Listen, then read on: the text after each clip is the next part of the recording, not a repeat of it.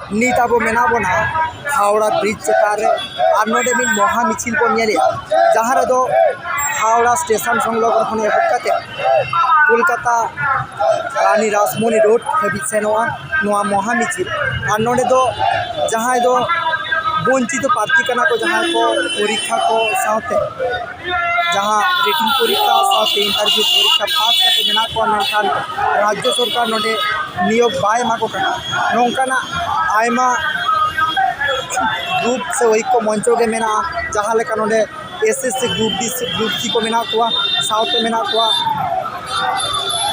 नोडे West Bengal group D इन छाड़ा हम मेना को नोडे युव छात्र अधिकार मंच नौकाना आयमा को के मेना नोडे विज्ञापन को देखाया और नौकाना के पिया पॉइंट खन कोलकाता रानी रासमणी रोड पिया पॉइंट खन कोलकाता रानी रासमणी रोड नोआ मिছিল सेरा और ओंडे समावेश मेना जहाँ को ते 8 बছর 10 बছर नियोग काम को नाम और नोआ लगित के नुकु जाते गुरुत्वतम नियोग को नाम नोआ लगित के नोडे विक्षोभ को देखाया देला तो ओना मिছিল के नियल लगे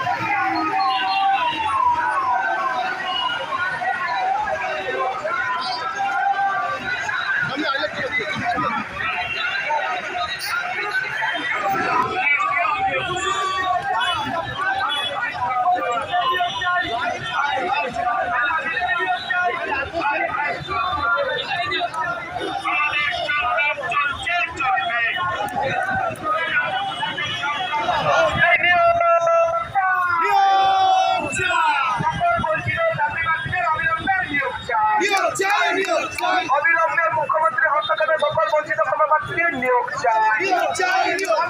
আমাদের সংগ্রাম চলছে চলবে, উপেক্ষার সংগ্রাম চলছে চলবে, গান রক্তের সংগ্রাম চলছে চলবে, বঞ্চনার সংগ্রাম চলছে চলবে, অবহেলিতদের সংগ্রাম চলছে চলবে, মেধাবীদের সংগ্রাম চলছে চলবে, জেলায় জেলায় সংগ্রাম চলছে চলবে, মহানগরীতে সংগ্রাম চলছে চলবে, ধর্ণা মঞ্চে সংগ্রাম চলছে চলবে, দার্জিলিং এ সংগ্রাম চলছে চলবে, জলপাইগুড়িতে সংগ্রাম।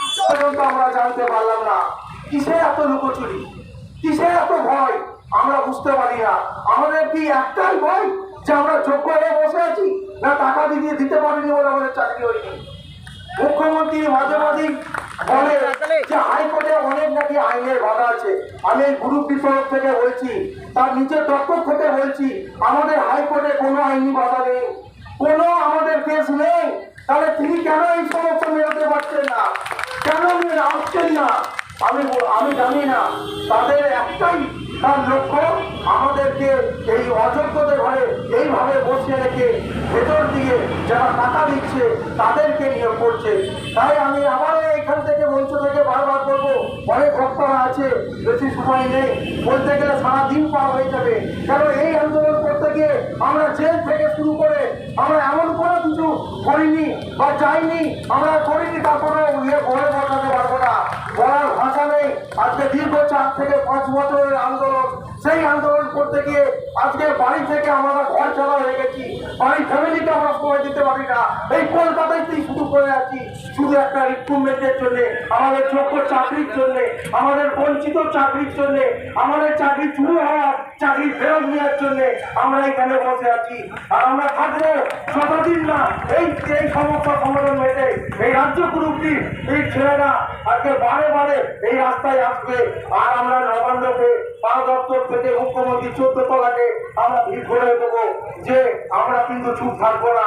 আমি যতদিন না মেটাবে ততদিন আমরা এই আমাদের আন্দোলন চলবে।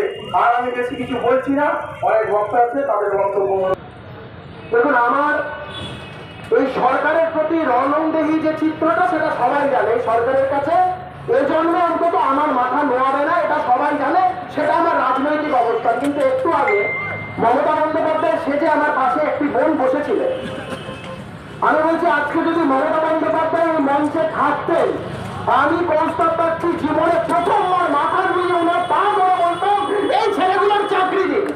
জীবনে প্রথমবার যদি দরকার পড়তো এখনো বলছি মুখ্যমন্ত্রী আপনি আপনার ইগো ছাড়ুন, দরকার পড়লে আমরা আপনার পা পর্যন্ত ধরতে রাজি আছি, একটাই ছাড়তে এই ছেলেগুলো আপনি হাতে নিয়োগপত্র তুলে দিন।